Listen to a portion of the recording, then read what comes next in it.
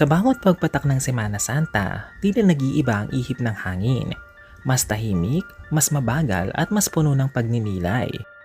Ngunit kasabay ng kabanalang ito ay ang mga lumang babala na paulit-ulit nating naririnig mula sa mga nakatatanda. Huwag kang gagawa niyan, Semana Santa ngayon. Sa likod ng mga paalalang ito ay may halong takot, tradisyon at misteryo, mga paniniwalang ilang dekada o bakay ilang siglo nang ipinapasa sa bawat henerasyon. Ang iba rito ay may malalim na ugat sa relihiyon, habang ang iba naman ay bunga ng kultura at karanasan ng ating mga ninuno. Pero ang tanong, alin nga ba sa mga ito ang dapat sundin at alin ang katang-isip lamang? Sa videong ito, sisilipin natin ang mga bagay na bawal mong gawin tuwing Holy Week at ang mga posibleng dahilan at paliwanag sa likod ng mga ito. Tara at sabay-sabay nating alamin mga ka-triview.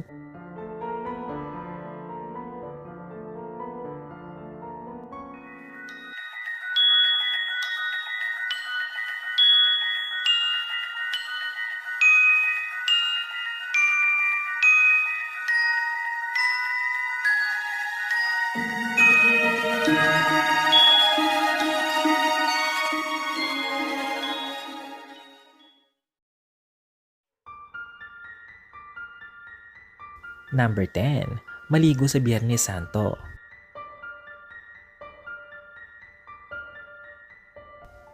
Isa sa pinakasikat na pamahiin ay ang pagbabawal sa pagligo tuwing Biyernes Santo.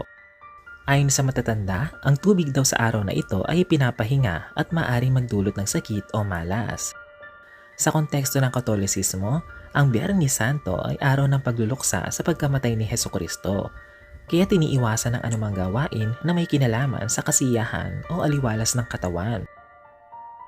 Noong sinaunang panahon, ang pagligo ay hindi kasing accessible tulad ngayon. Karaniwan itong ginagawa sa ilog o poso. Sa araw ng matinding init at pagod, maaaring nagiging sanhi ito ng pagkakasakit.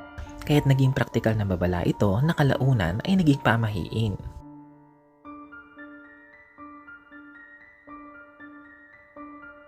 Mag-ingay o magpatugtog ng malakas.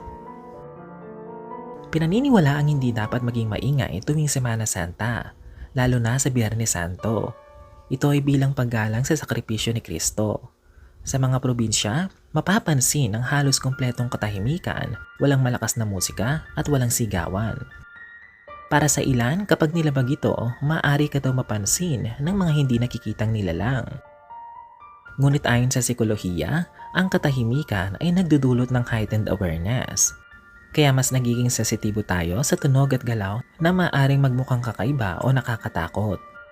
Sa sobrang tahimik ng paligid, kahit simpleng kaluskos o yabag ay maaaring magmukhang paranormal, kaya mas tumitindi ang pakiramdam ng misteryo.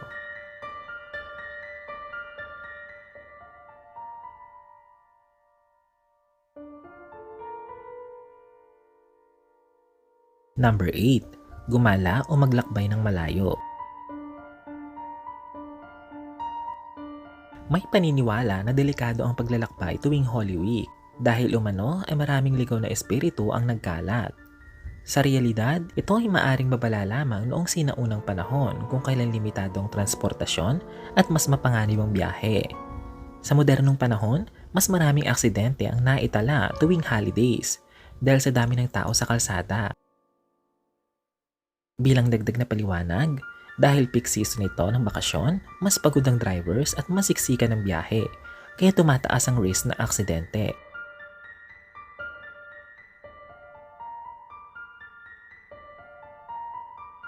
Number 7. Magtrabaho o gumawa ng mabibigat na gawain. Tradisyon na ang pahinga tuwing Semana Santa, lalo na sa Huwebes at Biyernes Santo.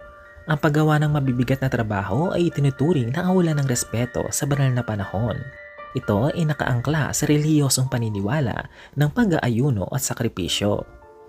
Bilang dagdag na paliwanag, bukod sa espiritual na aspeto, ito rin ay nagsisilbing mental reset. Isang panahon para huminto, mag-reflect at pansamantalang iwan ang stress ng pang-araw-araw na buhay.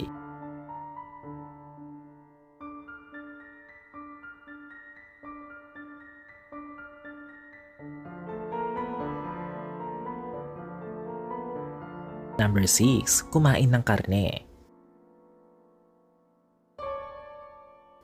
Sa Katolisismo, partikular na sa Biyernes Santo, ipinagbabawal ang pagkain ng karne bilang tanda ng penitensya. Sa halip, isda o gulay ang karaniwang kinakain. Bilang dagdag na paliwanag, ang pag-iwas sa karne ay simbolo ng sakripisyo at disiplina sa sarili. Isang paalala na hindi lamang pisikal na gutom ang mahalaga, kundi pati ang espiritual na paglilinis.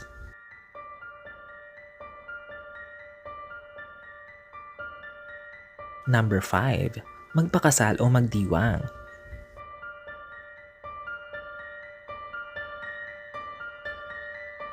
Hindi pinapayagan ang kasal at malalaking selebrasyon sa panahon ng Semana Santa, lalo na sa mga simbahan. Ito ay dahil ang panahon ay nakatuon sa pagluluksa at hindi sa kasiyahan. Bilang dagdag na paliwanag, sa tradisyong Katoliko, ang kasal ay isang masiyang sakramento, kaya't hindi ito angkop sa panahong ginugunita ang paghihirap at kamatayan ni Hesukristo.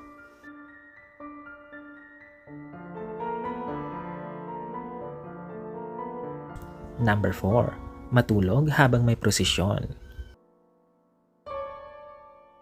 May paniniwala na bawal matulog habang dumaraan ang prosesyon dahil maaring hindi ka pagpalain o kaya't dalawin ng masamang panaginip. Sa kultura, ito ay paraan upang hikayatin ang pagkikiisa sa relihiyosong gawain ng komunidad. Bilang dagdag na paliwanag, ang prosesyon ay simbolo ng kolektibong pananampalataya, kaya ang hindi pakikilahok ay tinuturing na kawalan ng respeto o debosyon.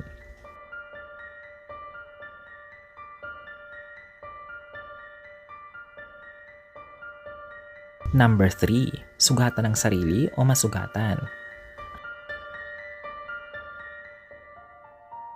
Ayon sa pamahiin, kapag ikaw ay nasugatan sa Biyernes Santo, maaring matagal itong maghilom. Bagamat walang siyentipikong ebidensya, maaring ito ay babala lamang upang maging maingat. Bilang dagdag na paliwanag, noong unang panahon, limitadong akses sa ospital at gamot, kaya ang simpleng sugat ay maaring maging malubha kung hindi agad magagamot.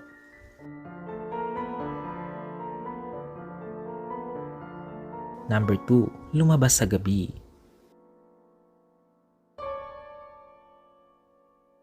Sinasabing mas aktibo raw ang mga nilalang tulad ng aswang o multo tuwing Holy Week. Bagamat bahagi ito ng alamat, maaaring ito ay paraan noon upang mapanatili ang kaligtasan ng mga tao sa gabi. Bilang dagdag na paliwanag, dahil walang ilaw at seguridad noon, ang pananakot gamit ang nilalang ay epektibong paraan upang pigilan ng mga tao sa paglabas.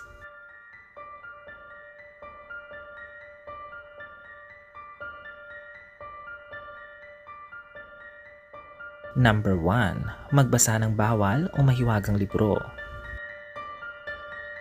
May mga paniniwala na ang pagbabasa ng orasyon o mahiwagang libro tuwing Semana Santa ay maaaring magbukas ng kakaibang karanasan o kapangyarihan. Ito ay konektado sa paniniwala na manipis ang tabing ng mundo sa panahong ito.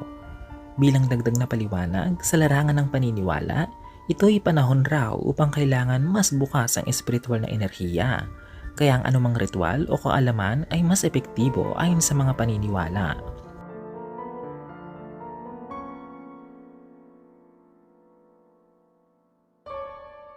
Sa totoo lang, ang mga bawal tuwing Holy Week ay hindi lamang simpleng pamahiin. Ito ay salamin ng ating kultura, pananampalataya at takot sa hindi maipaliwanag. Ang ilan dito ay may lohikal na paliwanag. Ngunit ang iba nananatiling misteryo na patuloy na bumabalot sa ating imahinasyon. Kayo mga ka-triview, susundin nyo ba ang mga ito o susubukan nyong alamin kung anong mangyayari kapag nilabag ito? Kung nagustuhan nyo ang ganitong klase ng content, huwag kalimutang mag-like, mag-subscribe at i-share ang video na ito. Hanggang sa muli mga ka-triview,